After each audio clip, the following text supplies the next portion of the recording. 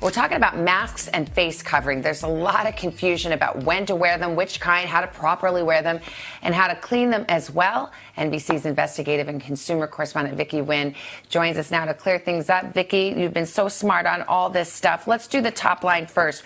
When should we be wearing masks? You and I are inside right now. We are not wearing them. But when do you need to? Well, the CDC's guidance on this is very clear. Anytime we are out in public, we should be covering our nose and our mouth. The intention behind this is to protect other people. The idea is we could be sick, we could be infected and asymptomatic, not showing any symptoms. So you wear a mask, you're protecting me. I wear a mask, I'm protecting you. It's especially important if you're going to be in an area where it's very difficult to socially distance, meaning a pharmacy or a grocery store or a hiking trail or walking along a path where you might run into another person walking their dog or going for a jog. You should have that mask on. Again, this is to protect other people, and it's very important that we all get on board and do this, especially now that it is the recommendation of the government. And in a lot of states, they're requiring this anytime you're out in public. Following the guidance of the CDC, I brought it back in. It's basically a piece of rectangular fabric. You fold it into about thirds, put on these two little elastics on either side, fold it in like this, and then you're going to loop them over your ears. Basically, you could do this with a rubber band. The best kinds of fabric to use, high thread count cotton fabric. You want to make sure it's breathable, but if you can layer a couple of layers, that's going to give you more protection. You don't want it to be suffocating, though. And it's a good idea to have multiple masks on hand so you can change them out. You need the mask to cover your nose and your mouth when you loop it over your ears. I'm going to go ahead and do that with this cloth mask that a friend made for me. The idea is you want the mask to come up right beneath your eyes and then all the way to cover your chin. You want it to be comfortable so that you're not constantly fidgeting with it. And when you take it off, let's talk about that. You want to remove it from the back to the front. And when you get home, the first thing you should do is not take off your mask. You should be washing your hands first, then remove it from the back to the front. Don't touch the mask. Put it somewhere sunny because sunlight is a natural disinfectant. How often should you be washing the mask? Experts say it really depends. If you go out, you're wearing your mask, you go on a run, it gets wet or sweaty, you should wash the mask. Soap and water is fine. Throw it in the dryer. Make sure it doesn't shrink. If you're only wearing it for half an hour, you're going out to the produce stand, picking up some fruits and vegetables, coming back in, then you can probably go 2 to 3 uses before washing it. I'm covering my hands with a cream that glows under ultraviolet light. This represents the bacteria that is normally on your hands. If I then quickly wash my hands,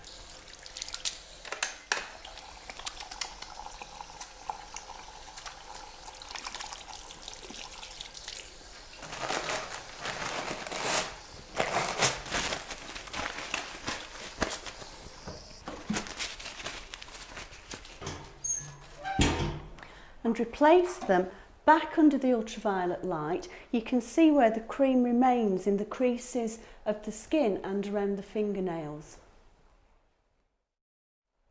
By pressing fingertips on the agar plate, some of the bacteria on the hand are transferred onto the jelly. The agar plate is incubated overnight, and this is the result the next morning. Each little white dot is the result of one bacterial cell from the hand multiplying millions of times overnight. Your clothing, jewellery and watches carry bacteria, so they mustn't come into contact with patients.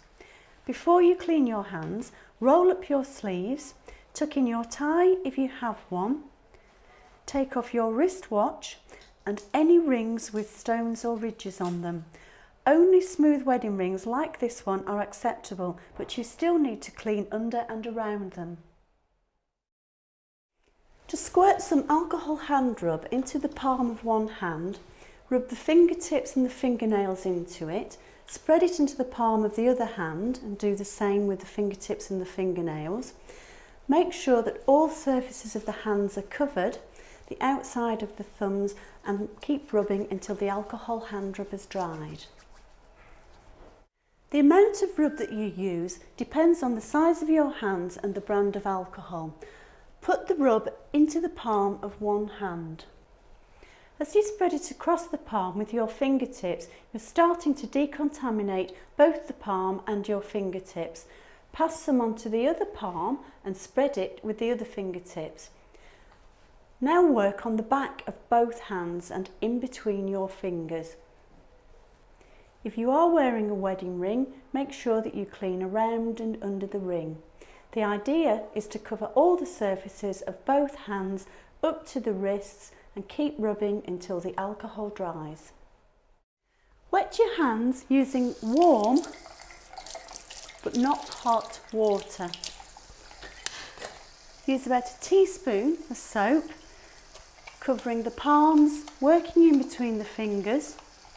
Again on the backs of the hands, in between the fingers. Interlock the fingers so that the fingernails are cleaned. Cover the outside of the thumbs and up to the wrists. This should take about 15 seconds or 2 to 3 verses of Happy Birthday to You. Rinse well and dry the hands thoroughly.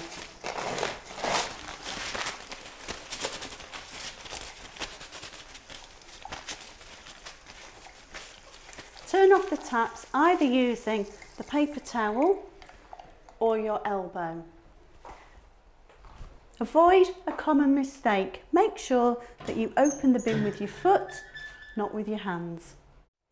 It's important to wet your hands with comfortably warm water before you put the soap on. This stops the soap drying out your hands. Use about 1 teaspoon's worth of soap.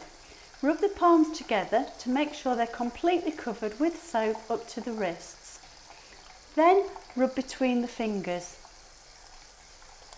Now use your palms on the backs of the hands and again between the fingers. Next, to clean the fingertips and nails, interlock the fingers and ripple them like this and rotate them against each other. Finally, rub around the outside of each thumb. The whole process should take about 15 seconds. Rinse off all the soap with water and dry your hands carefully with a paper towel. Dry the palms and backs of your hands to help remove any remaining bacteria. Work the towel between the fingers and underneath and around your nails. Use the towel or your elbow to turn off the tap. Open the pedal bin with your foot to dispose of the towel.